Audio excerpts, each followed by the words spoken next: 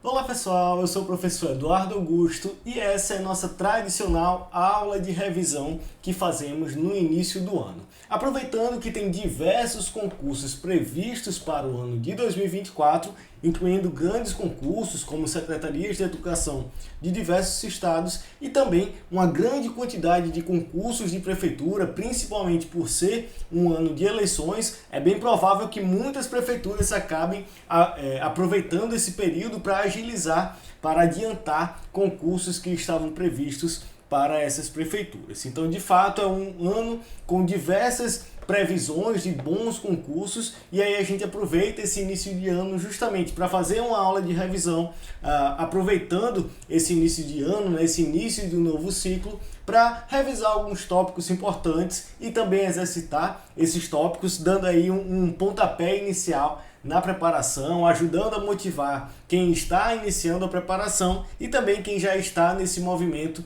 há mais tempo, nessa rotina de estudos. Então, como sempre, nessa aula de revisão, a gente coloca no início do ano, lá no nosso Instagram, uma caixinha de perguntas pedindo sugestões de temas que vocês querem que a gente revise, e os tópicos mais pedidos desse ano, os 5 tópicos mais pedidos foram BNCC, mais uma vez, esportes coletivos, abordagens pedagógicas da educação física, desenvolvimento motor e cinesiologia. São grandes tópicos, né? São tópicos realmente bem abrangentes e são temas realmente recorrentes nos concursos das diversas bancas do país. E aí, para a gente aproveitar bem essa aula, para a gente revisar alguns tópicos importantes e para a gente exercitar, de cada um desses tópicos eu separei alguns pontos importantes, né? Então, por exemplo, na BNCC, na Base Nacional Comum Curricular, a gente vai trabalhar mais especificamente a classificação dos esportes e sua distribuição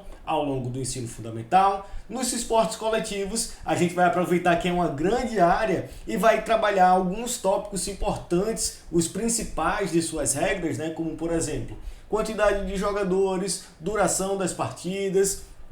Nas abordagens pedagógicas, a gente vai trabalhar pontos importantes de algumas das principais abordagens pedagógicas. No tópico de desenvolvimento motor, nós vamos trabalhar a classificação das habilidades motoras, né? A gente, em outras aulas aqui no nosso canal, já trabalhou bastante as fases do desenvolvimento motor, que realmente é o tópico mais cobrado dessa área. Porém, nessa aula de hoje a gente vai trabalhar um pouco da classificação das habilidades motoras e na área da cinesiologia. Para quem já conhece o nosso trabalho, há algum tempo atrás a gente fez um mini curso de fisiologia simplificada para concursos. Esse mini curso faz parte do nosso curso da preparação à aprovação e também é disponibilizado para quem quiser comprá-lo separado do nosso curso, né? Então você também consegue comprar de forma individual.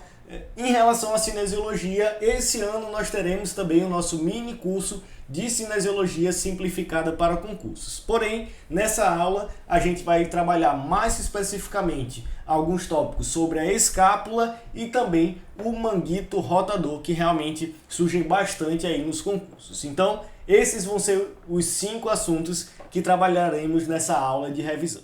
Sobre a BNCC, é de fato um documento que vem cada vez mais sendo cobrado nos concursos, apesar de ser um documento relativamente recente, e o que mais cai nos concursos são as suas unidades temáticas e sua distribuição ao longo do ensino fundamental. Então a gente vai ver várias questões sobre a unidade temática de esportes, brincadeiras e jogos, ginásticas, danças, lutas e as práticas corporais de aventura. Porém, realmente o que a gente mais vê em questões de concurso, se aí não cai apenas em concursos da licenciatura, que teoricamente é onde a BNCC tem uma maior presença, a gente tem também nos concursos do bacharelado, principalmente na área do esporte e lazer, as classificações dos esportes de acordo com a BNCC. Então, dentro da BNCC, a gente tem a classificação dos esportes de acordo com sua lógica interna, né? De acordo com suas especificidades de cada uma das modalidades. E nessas classificações nós temos 7,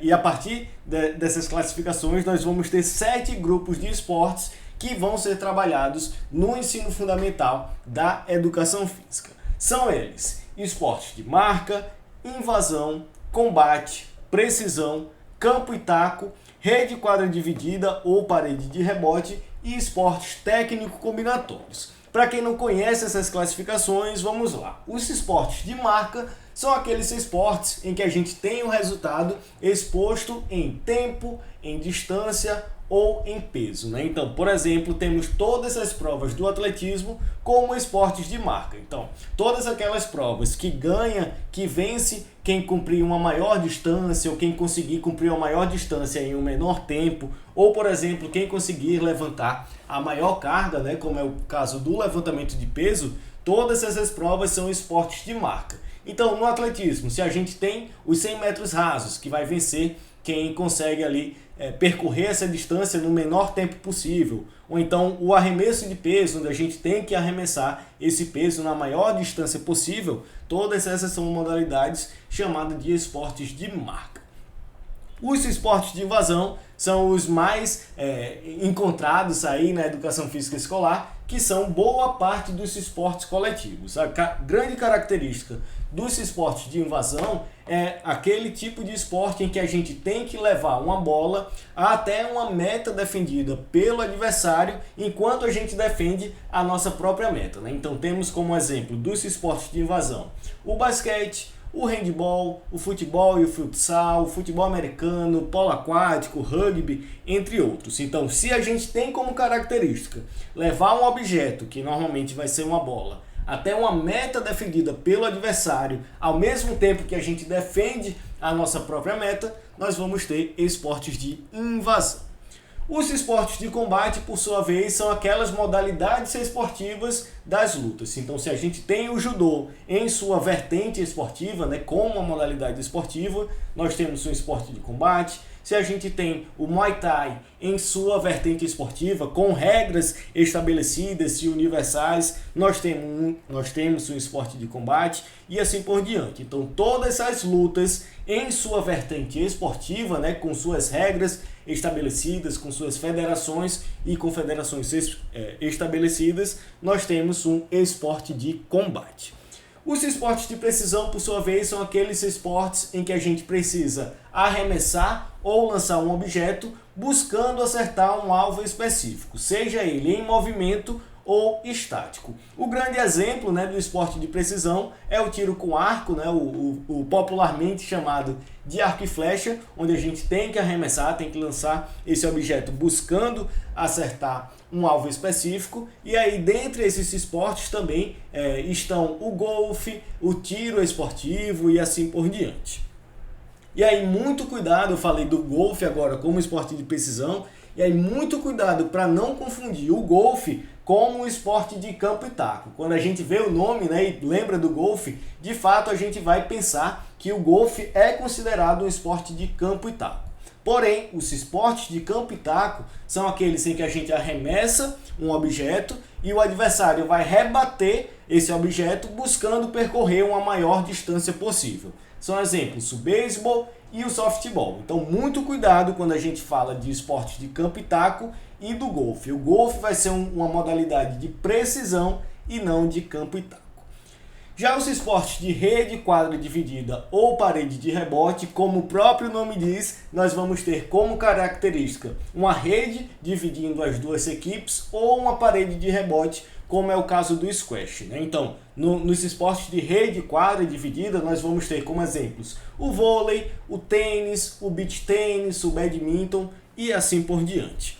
E por último, a última classificação são os esportes técnico-combinatórios, onde nós vamos ter modalidades esportivas em que o seu resultado vai ser exposto a partir de padrões da avaliação de padrões técnicos e combinatórios. Então, normalmente a gente vai ter uma avaliação mais subjetiva daquele movimento e a partir disso a gente vai avaliar, vai comparar com padrões técnicos. São exemplos de esportes técnico-combinatórios as ginásticas esportivas, né, ginástica rítmica, ginástica artística, o nado sincronizado, o salto ornamental e assim por diante. Então a gente avalia o padrão daquele movimento, daquela modalidade esportiva e a partir disso vai gerar uma nota, né, vai gerar um conceito sobre aquela determinada habilidade da modalidade esportiva. E aí, em relação às ginásticas, muito cuidado também quando a gente fala de modalidades esportivas de ginásticas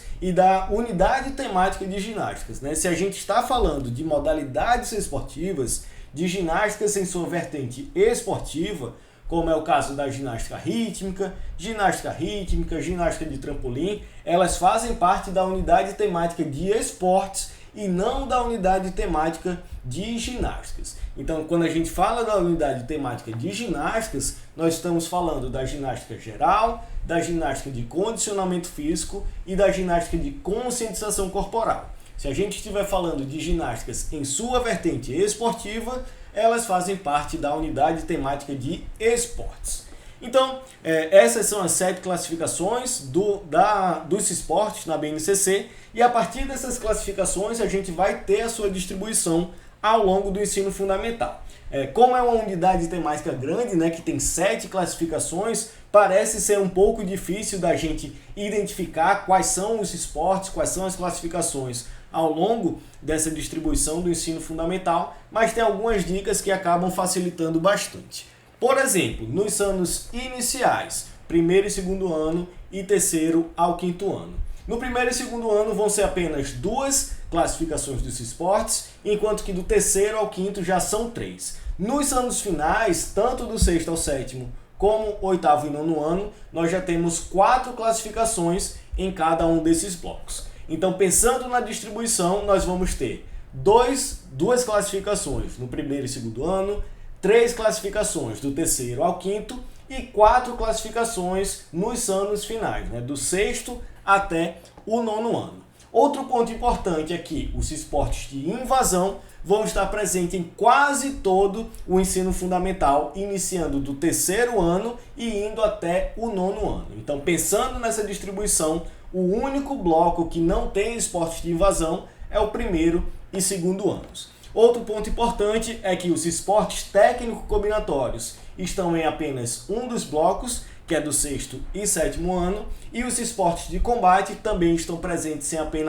em apenas um dos blocos, que é no oitavo e nono anos. Dito isso, para facilitar, no primeiro e segundo anos nós temos marca e precisão, 2 classificações, e essa marca e precisão vão se repetir nos anos finais, do sexto e sétimo ano. Marca e precisão, e aí a gente adiciona aqueles 2 que a gente falou. Invasão, que vão estar do terceiro até o nono ano, e técnico-combinatórios, que é o único momento que ele vai estar presente. Já do terceiro ao quinto ano, nós vamos ter campo e taco, rede e parede e esportes de invasão, e quando a gente passa para o oitavo e nono anos, a gente repete esses 3 e adiciona os esportes de combate, que é o único momento em que ele aparece no ensino fundamental. Então vamos lá falar novamente para ver se acaba ajudando a fixar. Primeiro e segundo ano, apenas 2 classificações, marca e precisão. Terceiro ao quinto ano são 3 classificações, campo e taco, rede e parede e invasão. Sexto e sétimo ano são 4 classificações, onde a gente repete as 2 do primeiro e segundo ano. Temos o esporte de invasão, que está presente desde o terceiro ano, e temos os esportes técnico-combinatórios, que é o único momento em que ele aparece no ensino fundamental. E por último, oitavo e nono anos, nós repetimos os esportes do terceiro ao quinto ano, né? Campo e taco, rede e parede e invasão, e adicionamos os esportes de combate, onde é o único momento em que eles vão aparecer no ensino fundamental. Pegando o gancho dos esportes, vamos para o segundo tópico, que são os esportes coletivos. Nessa aula, especificamente, nós vamos abordar algumas regras fundamentais relacionadas à quantidade de jogadores, a dimensões de quadra e também a duração de partidas. Muita gente me pede aulas específicas ou para eu falar sobre as regras de cada modalidade, né? Porém, são muitos esportes e para cada um desses esportes também são muitas regras, né? Então, pensando em concursos, a gente realmente tem que focar naquelas regras mais cobradas, e para isso a gente precisa analisar e resolver bastante provas passadas das diversas bancas do país. E aí, nesse caso, a gente vai focar nessas que são as principais regras, porém, eu recomendo bastante exercitar sobre a temática. Um dos nossos materiais, que é o e-book de 100 questões comentadas sobre esportes, trabalha bastante regras mais específicas das modalidades que acabam ajudando bastante tanto a exercitar como também a revisar essas regras mais gerais das modalidades. Então, se você tiver interesse, no link da descrição desse vídeo você encontra mais informações sobre os nossos materiais, dentre eles o e-book de 100 questões comentadas sobre esportes. Então vamos lá, a gente separou aqui esses três tópicos das regras, né? A quantidade de jogadores, as dimensões da quadra e também a duração sobre o handball, o basquete, o vôlei e o futsal. Então, quando a gente fala de quantidade de jogadores, primeiramente, você pode ver aqui que na tabela tem 3 números, né? O primeiro deles vai ser a quantidade de jogadores na equipe, o segundo, a quantidade de jogadores em quadra e o terceiro é a quantidade mínima de jogadores necessária para iniciar uma partida. Então, por exemplo, no handball, nós temos nas regras do handball que uma equipe pode ser formada por até 14 jogadores, porém, como a gente tem um asteriscozinho ali, na regra, apesar de dizer que podem ser até 14 jogadores por equipe, as competições internacionais, né, os regulamentos de competições, principalmente internacionais, têm a flexibilidade de colocar até 16 jogadores por equipe na equipe de handball, né? Então, falando especificamente da regra, se eu não me engano é a regra 4.1, nas regras oficiais do handball, ele diz que são 14 jogadores, porém, regulamentos de competições nacionais e internacionais podem ter até 16 jogadores. Em quadra, desses 16 jogadores, ou 14 no caso, são 7 jogadores, né, na partida de handball, e são necessários pelo menos 5 jogadores para iniciar uma partida. Então, por exemplo, se na sua equipe tem apenas 6 jogadores, você já conseguiria realizar uma partida. Porém, se na sua equipe só chegaram 4 jogadores, essa partida não pode ser realizada. Já no basquete, a equipe é formada por 12 jogadores, sendo 5 jogadores em quadra, e não é possível iniciar uma partida de basquete com menos do que esses 5 jogadores. Então, diferente do handball, né, em que a gente tem 7 jogadores em quadra, porém, pode iniciar uma partida com até 5, no basquete são 5 jogadores em quadra e pelo menos esses 5 têm que estar em quadra para iniciar uma partida. No vôlei, assim como no handball, nós temos uma quantidade especificada nas regras, né? Lá também no artigo 4.1, se eu não me engano, em que traz 12 jogadores por equipe de vôlei, porém, em competições internacionais podem ter regulamentos derivados em que são permitidos até 14 jogadores. Em quadra, são 6 jogadores e para iniciar uma partida também é necessário esses 6 jogadores. Já no futsal, são 14 jogadores por equipe, sendo 5 em quadra, e para iniciar uma partida são necessários pelo menos 3 jogadores. Então, quando a gente fala de handball e futsal, nós temos 7 e 5 jogadores, respectivamente, porém, para iniciar uma partida não precisa ter essa equipe completa. No handball, basta 5 jogadores e no futsal, basta ter 3 jogadores em quadra. Já no basquete e no vôlei, são 5 e 6 jogadores, respectivamente, e para iniciar a partida é necessário exatamente essa quantidade de jogadores. Quando a gente passa para as dimensões das quadras, nós temos no handball uma quadra de 40 metros de comprimento por 20 de largura. No basquete, são 28 metros por 15 de largura. No vôlei, a menor dentre todas dentre as 4 modalidades é a menor quadra, né, de apenas 18 por 9. E no futsal, em competições internacionais, pode variar aí de 38 a 42 metros de comprimento e de 20 a 25 metros de largura. Em relação à duração de cada uma das partidas, no handball nós vamos ter 2 tempos de 30 minutos, em que esses 30 minutos são corridos, né? A gente não pausa se a bola parar, por exemplo, se a bola sair, por exemplo.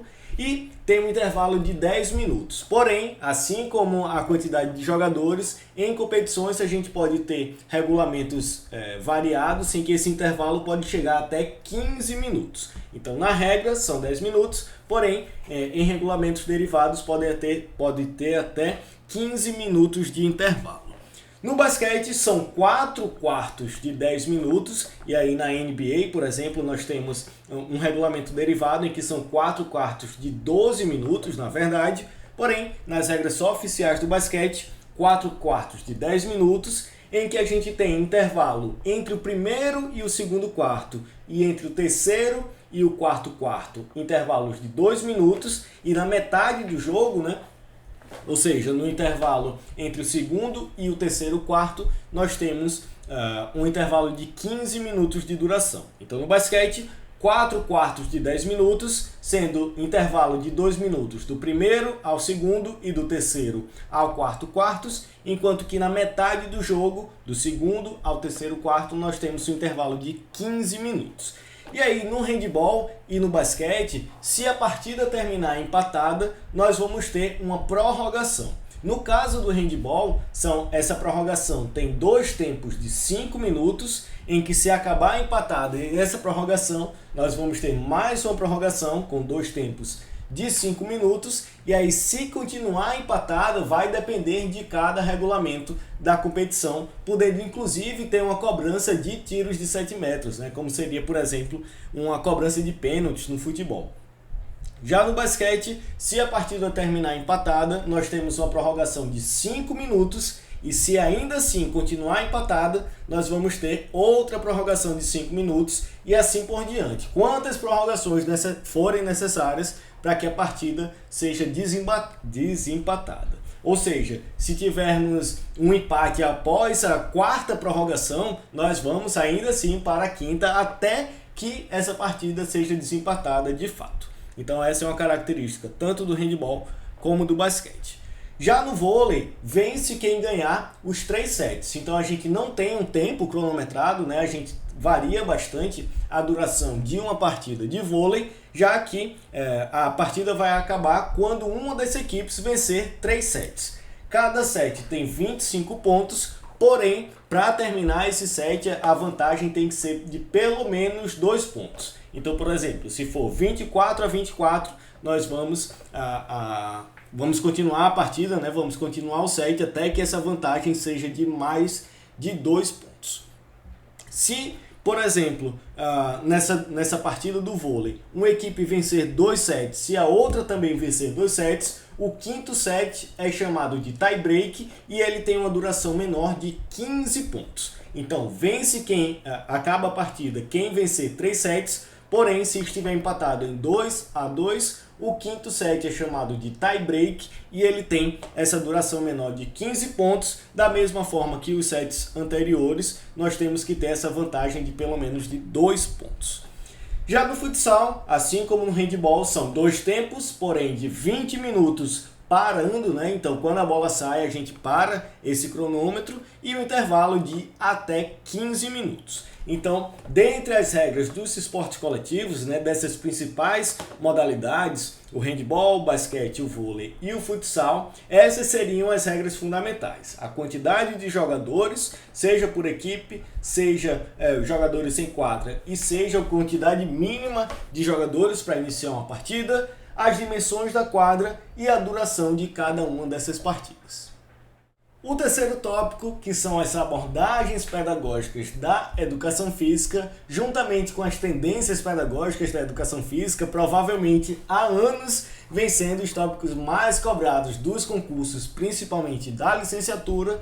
E aí, a minha dica para trabalhar, né, para estudar as abordagens pedagógicas da educação física é estudar a partir de palavras-chave, né? Então, nesse caso, a gente vai abordar 6 das abordagens pedagógicas e para cada uma dessas abordagens a gente vai trabalhar justamente as suas palavras-chave, em que quando a gente vê uma questão sobre essas abordagens pedagógicas, a gente vai procurar exatamente essas palavras-chave.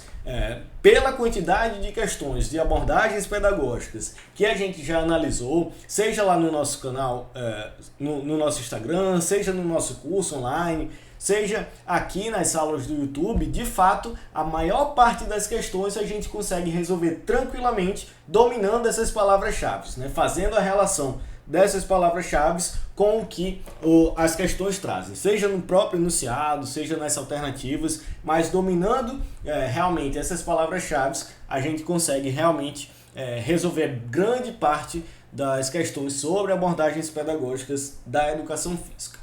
A primeira delas que a gente vai falar nesse tópico é a abordagem da psicomotricidade. Quando a gente fala da psicomotricidade, a gente considera ela como o primeiro movimento mais articulado dessas abordagens pedagógicas da educação física, né? A gente tinha, principalmente no período da ditadura militar, uma educação física muito focada no esporte de rendimento, né? Levando o esporte de rendimento para a escola, um modelo muito tecnicista, um modelo muito focado realmente nesse rendimento. E aí a gente tem, a partir da do fim da década de 70, a partir da década de 80, algumas correntes que vão surgir em oposição a esse modelo mais tecnicista.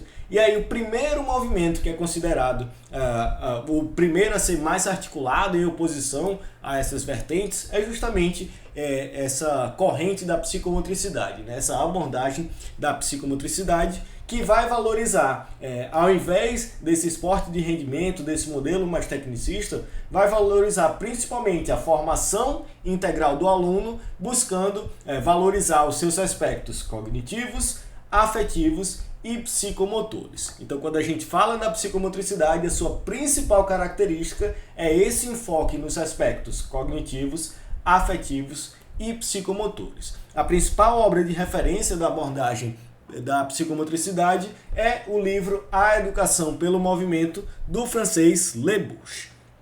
Segunda abordagem, provavelmente uma das mais cobradas, é a abordagem desenvolvimentista, que tem como obra de referência a educação física escolar, fundamentos de uma abordagem desenvolvimentista, tendo como autores, né, o Gottani, Manuel, Cockburn e Proença. E aí, na abordagem desenvolvimentista, ele tem muitas bases nos estudos de Galarrot. A gente vai ter um enfoque na habilidade motora, na aprendizagem e no desenvolvimento motor. Vai ter uma faixa etária específica de 4 a 14 anos, focando justamente nesse modelo mais visível, né, do desenvolvimento motor, focando realmente nas fases do desenvolvimento motor, e tem como a principal frase que a gente vê em boa parte das questões sobre a abordagem desenvolvimentista, que é: o movimento é o principal meio e fim da educação física. Então, quando a gente vê uma abordagem que vai trabalhar mais especificamente as habilidades motoras, o enfoque no desenvolvimento motor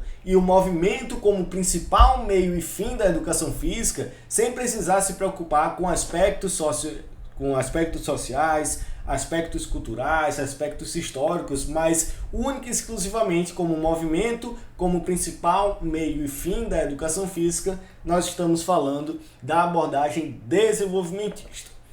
A terceira abordagem é a abordagem construtivista interacionista, tem como base a obra Educação de Corpo Inteiro, do João Batista Freire, muito inspirado nas teorias do Piaget, que vai ter como foco, né, como palavras-chave, a construção do conhecimento a partir da interação do sujeito com o mundo. E aí, para essa construção do conhecimento, a grande ferramenta utilizada vai ser os jogos e as brincadeiras populares, né? Então, na abordagem construtivista, a grande característica é essa construção do conhecimento a partir das experiências do sujeito, a partir das interações do sujeito com o mundo.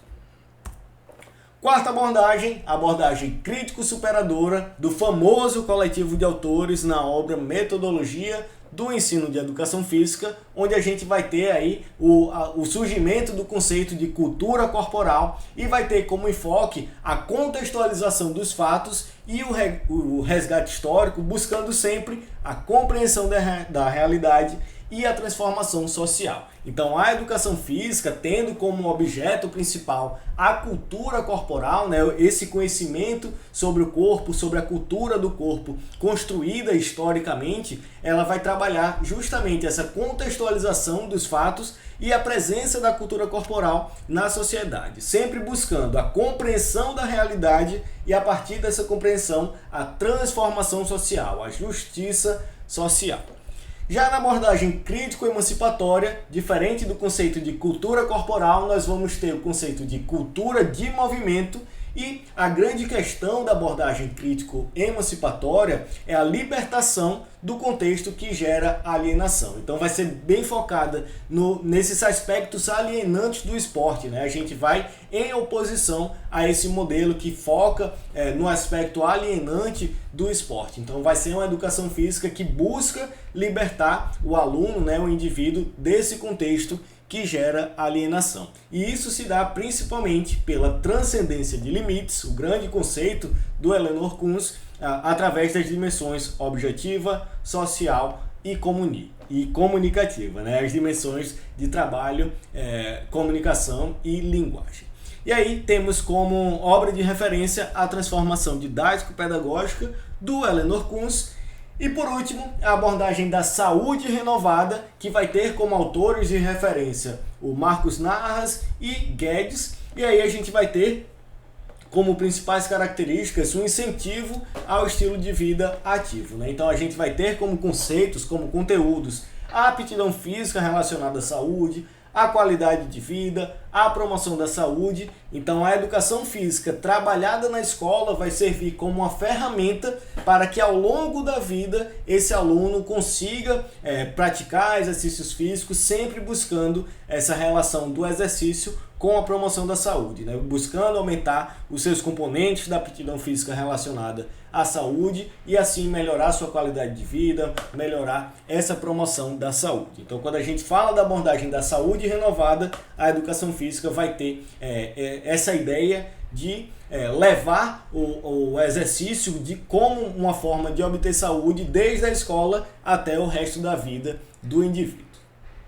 O quarto tópico dessa aula, nós vamos trabalhar o desenvolvimento motor, mais especificamente a classificação das habilidades motoras. E aí quando a gente fala das habilidades motoras, a gente tem diversas formas de classificá-las. Nesse caso, nós vamos utilizar 4 aspectos de uma classificação unidimensional das habilidades motoras. Entre eles estão os aspectos musculares, que vão estar relacionados ao tamanho e ao grupamento muscular utilizado, né, a amplitude do movimento, aos aspectos temporais das habilidades motoras, que está relacionado à sua sequência, né, se é uma habilidade contínua, se é uma habilidade que tem início e fim bem definidos, os aspectos ambientais, que é a relação da habilidade motora com a previsibilidade, com o ambiente em si, e os aspectos funcionais, que é a relação da habilidade motora com a sua função de fato, e aí entram as habilidades motoras fundamentais. Então vamos lá. Quando a gente fala da classificação das habilidades motoras sobre o aspecto muscular, nós vamos ter 2 classificações. As habilidades motoras amplas, ou globais, ou grossas, e temos também as habilidades motoras finas. As habilidades motoras amplas são aquelas que utilizam grandes grupamentos musculares e têm assim uma grande amplitude de movimento. Então são exemplos: o andar, o realizar um chute, o nadar e assim por diante. São grandes movimentos que vão utilizar grandes grupos musculares. Porém, nós temos também as habilidades motoras finas, que são aquelas que utilizam pequenos grupos musculares e com isso tem uma maior precisão, uma menor amplitude de movimento, porém uma maior precisão.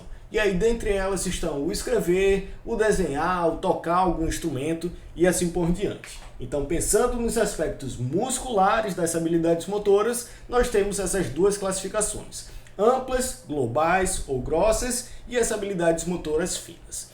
Quando a gente fala dos aspectos temporais, nós vamos ter 3 possibilidades. As habilidades motoras discretas, que são aquelas que têm um início e o fim bem definidos. A gente sabe dizer exatamente quando ela começou e quando ela acabou. E aí, nesse caso, nós temos, por exemplo, o chute no futebol, um arremesso de lance livre no basquete e assim por diante, né? A gente sabe exatamente quando que aquele movimento começou e quando que aquele movimento terminou. As habilidades seriais, por sua vez, elas acontecem a partir de uma série de movimentos discretos, né? A gente realmente tem uma série de movimentos discretos juntos que compõem um movimento seriado. E aí a gente tem um exemplo, o saque no tênis, né? O saque no tênis é composto pelo movimento de lançar a bola ao alto, né? O toss no tênis, a gente lança a bola ao alto e em seguida realiza o saque, né? A gente tem o contato da raquete com a bola. E aí essa série de movimentos, né, um movimento de lançar a bola ao alto e logo em seguida, seguido logo por bater a raquete na bola em si, a gente chama de um movimento seriado. E aí a gente tem como exemplo também o arremesso com salto no basquete, ou então abrir uma fechadura, né? A gente coloca a chave na fechadura, gira e em seguida abre a maçaneta, a gente tem assim uma habilidade motora seriada. E as habilidades motoras contínuas, por sua vez, a gente não consegue identificar qual é o início e qual é o fim dessa habilidade motora. Então, por exemplo, o correr, o patinar, o pedalar, né, a gente tem exatamente uma habilidade motora contínua, onde a gente não consegue dizer exatamente qual é o início e qual é o fim dessa habilidade motora.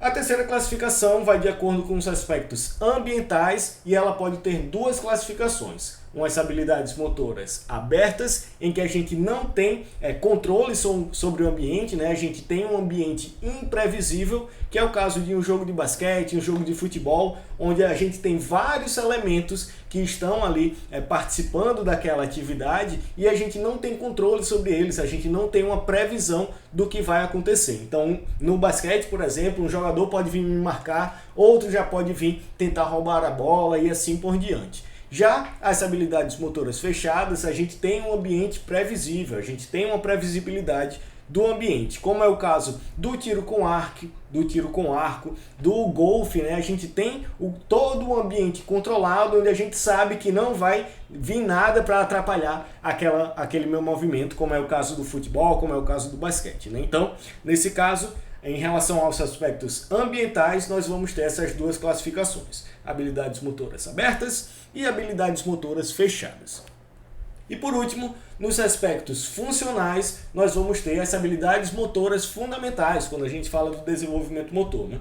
A estabilização, que é o fato da gente manter a postura, de manter o equilíbrio em si. A locomoção, que são aquelas atividades onde a gente busca ir de um local a outro, como o andar, o saltitar, o correr e assim por diante. E as habilidades de manipulação, onde a gente recebe ou transmite força a um determinado objeto, né? O lançar uma bola, ou lançar um peso, ou chutar e assim por diante. Então, pensando nas habilidades motoras, nós temos esses quatro principais aspectos. Os aspectos musculares, que dividem as habilidades motoras em amplas ou globais e finas. Aspectos temporais, que dividem as habilidades motoras em discretas, seriais e contínuas. Os aspectos ambientais, que dividem as habilidades motoras em abertas e fechadas. E por último, os aspectos funcionais, que dividem as habilidades motoras em habilidades de estabilização, locomoção e manipulação.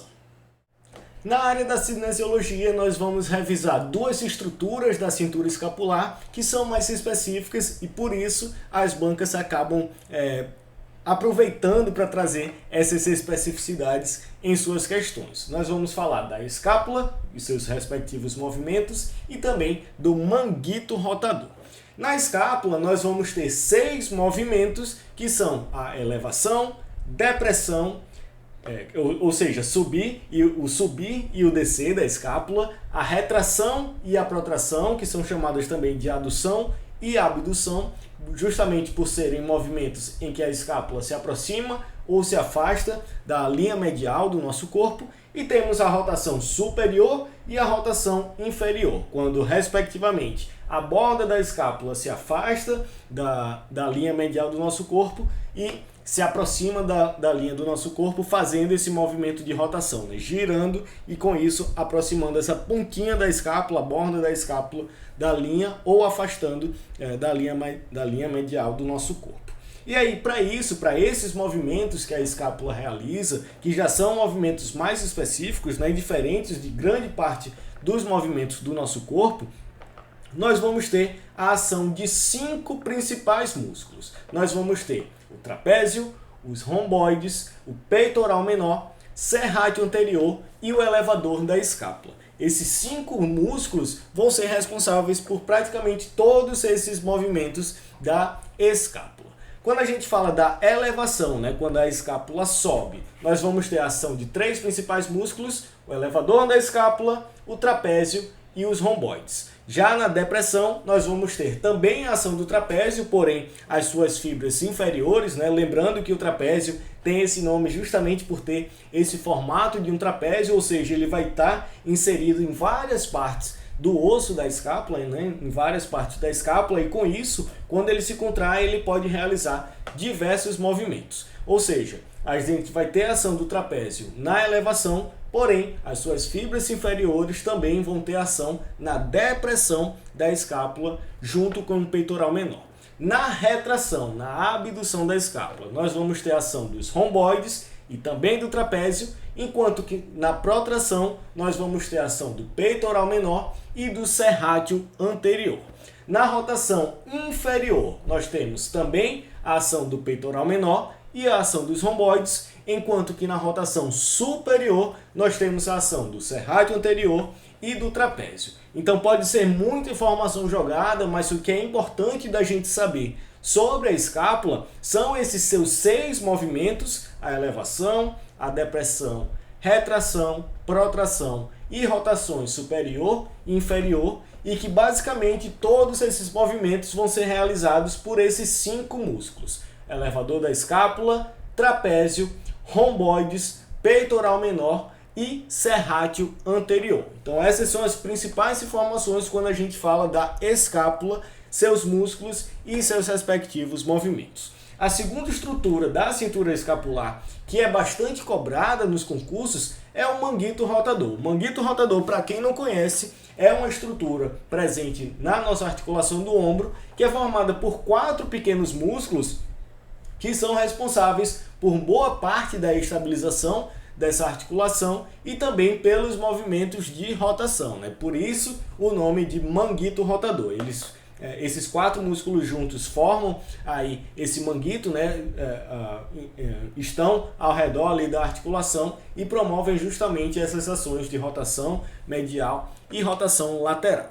Os 4 músculos do manguito rotador, que de fato é um tópico bastante cobrado nos concursos de educação física, principalmente do bacharelado, são o supraespinhal, subescapular, infraespinhal e redondo menor. Nessa imagenzinha aqui da escápula, nós temos a espinha da escápula, né, que é essa proeminência óssea. Acima dela, nós vamos ter o supraespinhal, abaixo dela o infraespinhal, e à frente da escápula, né, a gente está vendo uma visão como se a gente estivesse vendo a visão posterior da escápula. Na visão anterior nós temos a musculatura do subescapular. Abaixo do infraespinhal nós temos o redondo menor. Muito cuidado para não confundir o redondo menor com o redondo maior. O redondo maior não faz parte do manguito rotador e suas ações são basicamente as mesmas do grande dorsal, né? Ou seja, a adução vai atuar principalmente na adução e na extensão do ombro. No manguito rotador, esses 4 músculos vão ter ações principalmente de rotação interna e externa, e especificamente o supraespinhal vai ter a função de abdução do ombro, principalmente nos primeiros graus de abdução. Cerca de 15 graus de abdução, o supraespinhal vai atuar e em seguida o deltoide vai ter aí a sua principal função, né? Vai ter a sua principal ação passada para o deltoide. Mas quando a gente fala dos primeiros graus de adução, de fato, o supraespinhal vai ser o mais importante. O subescapular, que é essa musculatura que está anteriormente na escápula, é responsável pela rotação interna do ombro, e aí outros grandes músculos, inclusive, também são responsáveis pela rotação interna do ombro, como o próprio peitoral maior e o grande dorsal. E na rotação externa do ombro nós vamos ter 2 músculos que são 2 músculos pequenos, o infraespinhal e o redondo menor. E aí a gente tem a grande importância dessas 2 musculaturas, principalmente quando a gente fala de atletas que fazem movimentos de arremesso, né, ginastas também. A gente tem a grande importância de se trabalhar essa musculatura do infraespinhal e do redondo menor, porque esses dois são basicamente os dois músculos, dois pequenos músculos que fazem esse movimento de rotação externa do ombro, enquanto a gente tem diversos outros músculos que vão realizar a rotação interna, inclusive dois grandes músculos, basicamente os dois principais músculos do nosso tronco, né? O peitoral maior e o grande dorsal. Então, quando a gente fala de lesões do ombro, é fundamental que a gente tenha esse conhecimento de entender a importância do infraespinhal e do redondo menor nesse papel de rotação externa do ombro, já que eles vão servir principalmente como um freio desse movimento de rotação interna, né? Então, quanto mais preparados eles estiverem, mais eles vão conseguir estabilizar essa articulação e mais eles vão conseguir frear esse movimento muito forte de rotação interna que diversos músculos do nosso corpo realizam. Então, quando a gente fala de manguito rotador, essas são as principais informações. Os seus 4 músculos que o compõem, né? Supraespinhal, infraespinhal, subescapular e redondo menor, e a gente entender as suas principais funções. O supraespinhal realizando os primeiros graus de abdução do ombro, o subescapular realizando a rotação interna do ombro e o infraespinhal junto ao redondo menor realizando a rotação externa do ombro. E agora, para a gente fixar esses conhecimentos que foram trabalhados na aula e também para entender como esses temas vêm sendo cobrados nas diversas bancas do país, a gente vai resolver algumas questões. A primeira delas, questão na banca IBFC 2023, o esporte como uma das práticas corporais mais conhecidas da contemporaneidade e grande presença nos meios de comunicação, caracteriza-se por ser orientado pela comparação de um determinado desempenho entre indivíduos ou grupos, regido por um conjunto de regras formais. Esportes como atletismo, ginástica artística e handebol são classificados a partir da sua lógica interna, respectivamente como esportes. E aí, revisando o que a gente viu lá no início da aula, a gente quer saber a classificação dos esportes: atletismo, ginástica artística e handebol. Quando a gente fala do atletismo, nós vamos ter esportes de marca, já que sua característica é ter os resultados dispostos, expostos em tempo, distância ou peso. Então, nesse caso, atletismo são esportes de marca, ginástica artística são esportes técnico-combinatórios e o handebol é um esporte de invasão. Então, nesse caso, nós temos esportes de marca, técnico-combinatório e de invasão. Primeira questão, então, a alternativa A é a alternativa correta. Segunda questão, questão da banca ímpar, também 2023. Nos itens que seguem abaixo, assinale a alternativa correta, que apresenta somente objetos de conhecimento que devem ser sistematizados pelos professores nos 2 anos finais do ensino fundamental para a unidade temática esportes, segundo a Base Nacional Comum Curricular. Então, nesse caso, como ele quer saber os 2 anos finais do ensino fundamental, a gente quer saber os esportes trabalhados 8º e 9º anos. Relembrando aquelas dicas que eu falei, quando a gente fala da distribuição dos esportes no ensino fundamental, nós vamos ter 1º e 2º anos 2 modalidades, 3º ao 5º 3 modalidades, 6º e 7º 4 modalidades, 4 classificações, na verdade, e no 8º e 9º anos também 4 classificações. No 1º e 2º ano nós vamos ter marca e precisão, 3º ao 5º ano nós temos rede e parede e também os esportes de campo e taco e entrando aí os esportes de invasão que vão seguir até o 9º ano, né? No 6º e 7º ano a gente repete as classificações do 1º e 2º ano, ou seja, marca e precisão, adiciona os esportes de invasão e também adiciona os esportes técnico-combinatórios. É o único momento do ensino fundamental onde os esportes técnico-combinatórios estão. E por último, nos esportes do 8º e 9º ano, nós temos repetindo o que são trabalhados no 3º ao 5º ano, ou seja, rede parede dividida, rede quadra dividida ou parede de rebote, campo e taco, invasão e adicionamos os esportes de combate. Então, quando a gente fala do 8º e 9º ano, são essas 4 classificações: rede quadra dividida ou parede de rebote, campo e taco, invasão e esportes de combate.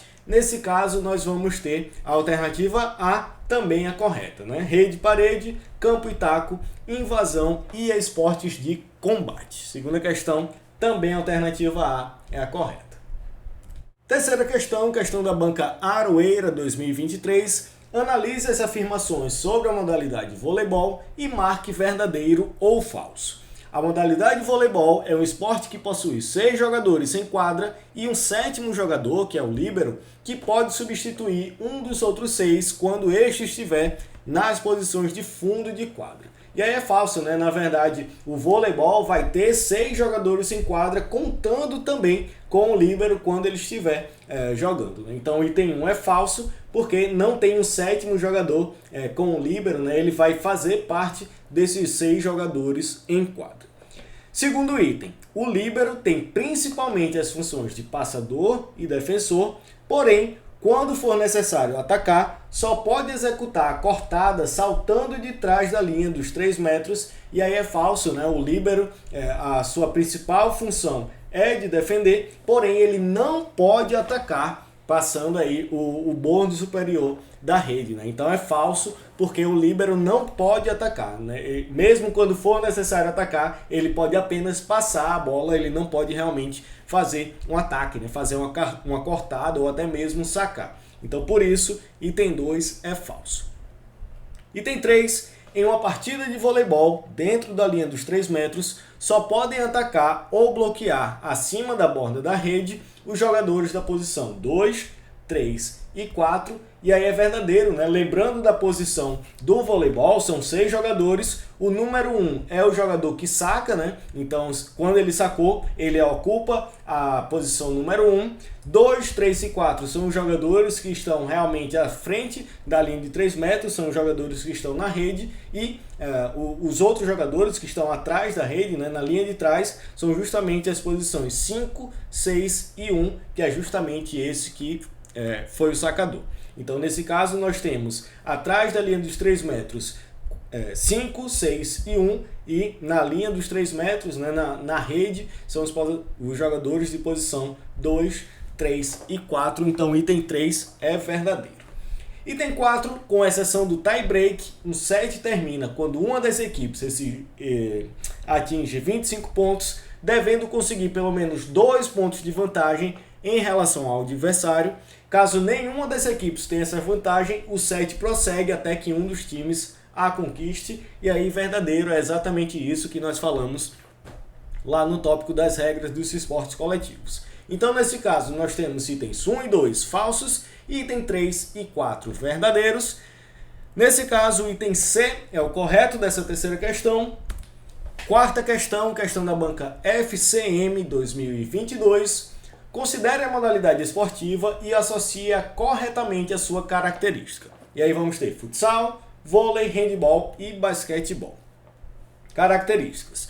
É vedado o início de uma partida se uma das equipes tiver menos de 3 jogadores, nem terá continuação ou prosseguimento se uma das equipes ou ambas ficar reduzida a menos de 3 jogadores na quadra de jogo. E aí a gente viu que nesse caso nós estamos falando do futsal, né? No futsal são 5 jogadores em quadra, porém se tiver pelo menos 3, a partida pode ser iniciada. No handebol são 7 jogadores, podendo iniciar com 5, porém nem no vôlei nem no basquete tem essa flexibilização.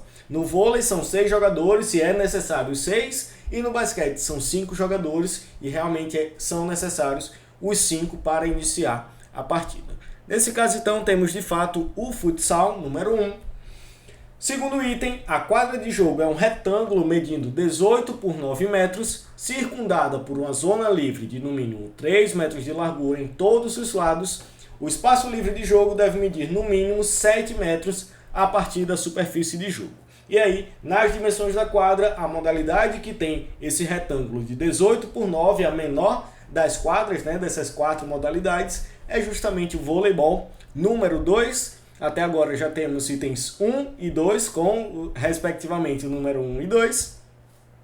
Terceiro item, é jogado por 2 equipes de 5 jogadores cada, sendo conduzido pelos oficiais de mesa e um comissário, se presente, sendo o objetivo de cada equipe vencer o adversário. E aí, pelas modalidades, né, as equipes que têm a modalidade que vai ter equipes com 5 jogadores vão ser o futsal e o basquete. Nesse caso, como a gente já colocou o futsal no item 1, por eliminação nós temos o basquete, nesse caso item 4, né, o número 4. E por último, a quadra de jogo é um retângulo com 40 de comprimento e 20 metros de largura. Os lados maiores são chamados de linhas laterais e os lados menores de linha de fundo, devendo haver uma zona de segurança ao redor da quadra de jogo, com largura mínima de 1 metro ao longo das linhas laterais e 2 metros atrás da linha de fundo. Nesse caso, nós vamos ter o handball, número 3. Então, temos 1, 2,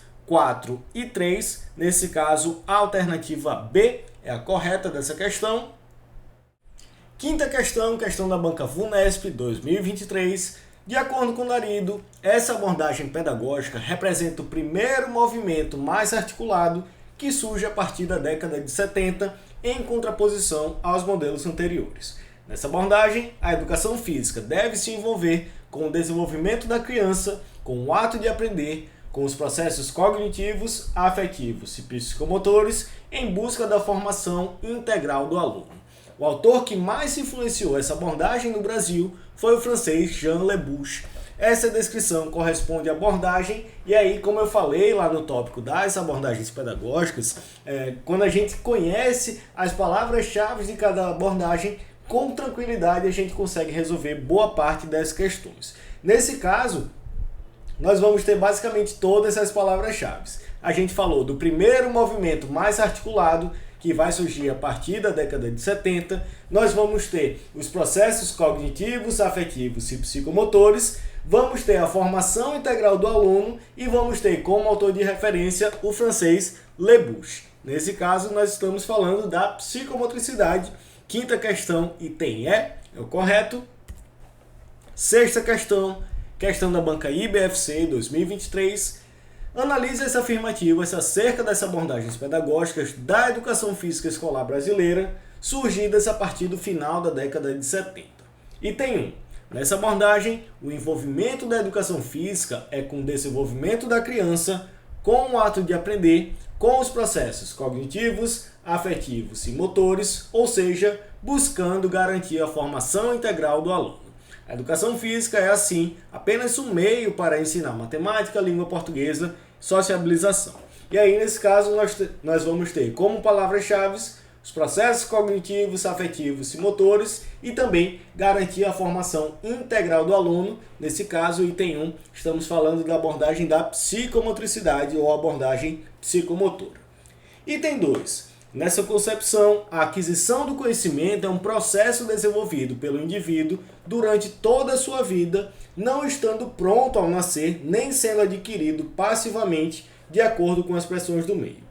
Conhecer é sempre uma ação que implica esquemas de assimilação e acomodação num processo de constante reorganização. E aí, nesse caso, a gente vê que o indivíduo não está pronto ao nascer, não é adquirido, né? Esse desenvolvimento não é adquirido passivamente, de acordo com as pressões do meio, então a gente tem uma construção desse conhecimento, porém, a grande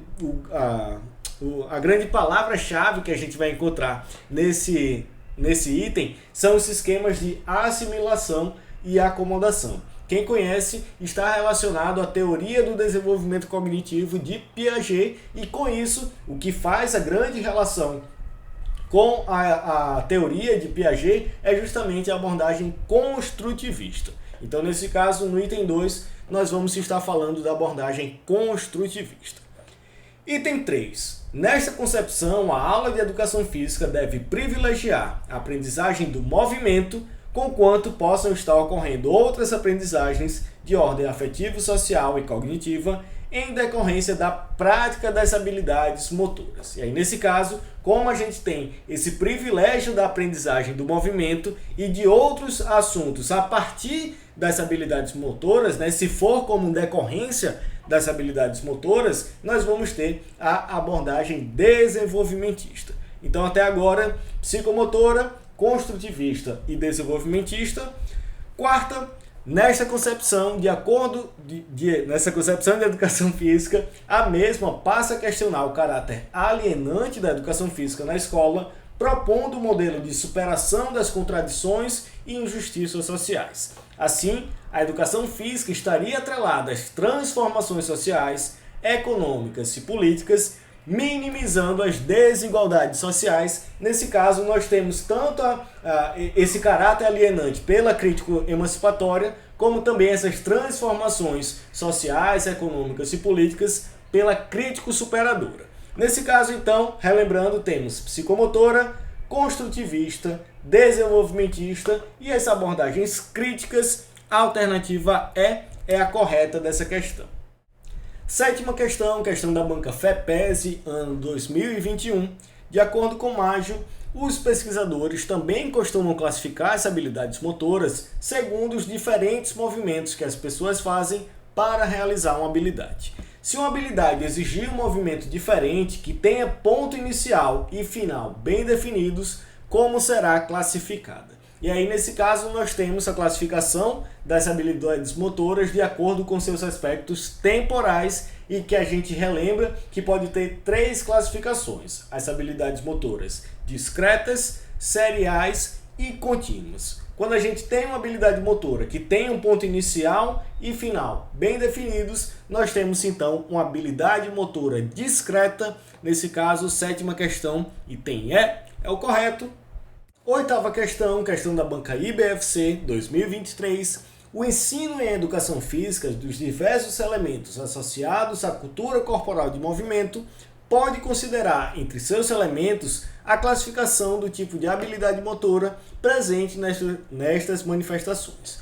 As habilidades motoras representadas pelo saque no tênis e arremesso sem salto no basquetebol constituem-se respectivamente nos... E aí a gente tem novamente a classificação das habilidades motoras de acordo com os aspectos temporais. Nesse caso, o saque no tênis vai ser uma habilidade seriada, ou serial, em que a gente tem uma sequência de movimentos discretos realizados, A gente tem movimentos discretos realizados em série, que é o caso do saque no tênis, onde é exatamente o exemplo que eu falei no momento em que a gente falou das habilidades motoras. A gente tem um arremesso para cima da bola e em seguida tem o movimento do saque em si, o bater a raquete na bola. Por isso nós temos uma habilidade serial ou seriada, e o arremesso sem salto no basquete é um movimento simples, é um movimento discreto, onde a gente tem de fato um movimento onde a gente tem o início e o fim bem definidos. Então, nesse caso, saque no tênis, uma habilidade motora seriada, e o arremesso sem salto no basquete, uma habilidade discreta. Nesse caso, oitava questão, item D é o correto. Nona questão da banca UFRJ 2023. Os músculos do manguito rotador são responsáveis por estabilizar a articulação do ombro, uma das mais móveis do corpo, por isso mais vulnerável a lesões.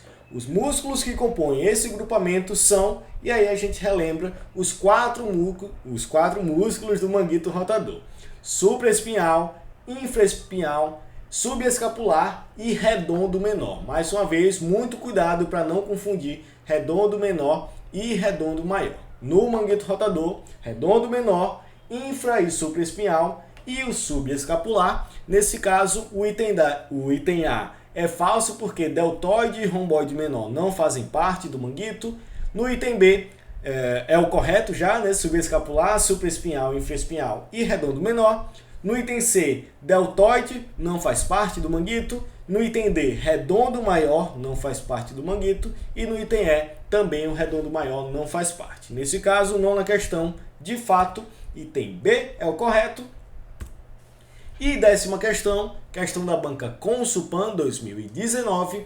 Quais movimentos estão demonstrados nas figuras abaixo? E aí a gente tem os movimentos da escápula, Nesse caso nós temos os movimentos de subir e descer da escápula e os movimentos de abrir ou se separar da linha medial e de se aproximar dessa linha medial do nosso corpo. Nesse caso temos a elevação e depressão e temos também a retração e a protração ou adução e abdução.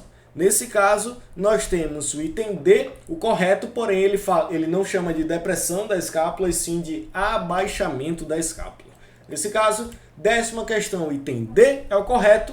E com isso finalizamos essa nossa aula de revisão de 2024. Caso você tenha interesse em realizar uma preparação ainda mais específica para os concursos de educação física, nós trabalhamos no nosso curso da preparação à aprovação, que é o nosso curso mais completo. Nós focamos na preparação a partir dos tópicos mais recorrentes dos concursos de educação física, tanto dos concursos da licenciatura, como também dos concursos do bacharelado. Para isso, até o momento, nós temos mais de 50 videoaulas de educação física para concursos, e como é um curso atualizado constantemente, nós já devemos estar chegando nas 60 videoaulas de teoria para concursos, e essas aulas de teoria são divididas em 3 grandes módulos: conhecimentos aplicados à educação física escolar e desenvolvimento, conhecimentos aplicados aos esportes e ao lazer, e conhecimentos biológicos e aplicados à saúde. Então, se você é da licenciatura, você vai focar principalmente em conhecimentos aplicados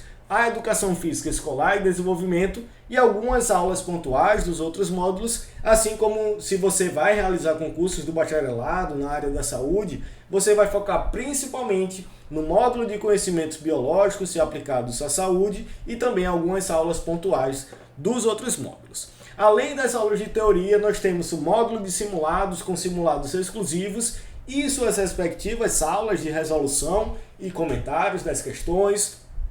Temos o módulo do método ATP, onde eu trabalho exatamente toda a minha experiência dos concursos, quais estratégias eu utilizei para as minhas aprovações e quais essas estratégias que eu utilizo para os meus alunos que já conquistaram aprovações aí por todo o país. É um curso de acesso vitalício, então basta adquirir uma única vez para ter acesso sempre que quiser e ainda ter acesso gratuito a todas essas atualizações. Temos um banco com mais de 600 provas das diversas bancas do país e talvez o que seja o ponto mais importante desse curso é que temos um suporte exclusivo via WhatsApp. Então eu estou à disposição lá no WhatsApp, caso você queira tirar alguma dúvida, seja sobre a preparação de uma forma mais geral, ou seja, alguma dúvida de recomendação de material ou dúvida sobre o conteúdo propriamente dito. Então, você encontra mais informações sobre esse nosso curso na descrição desse vídeo e qualquer dúvida eu fico à disposição aqui no nosso canal do YouTube ou lá no nosso Instagram, @concursos-cdfísica. Espero que você tenha gostado dessa aula. Qualquer dúvida, fico à disposição. Bons estudos, boa preparação e vamos aproveitar as diversas oportunidades que o ano de 2024 irá trazer nos concursos de educação física. Muito obrigado e até a próxima.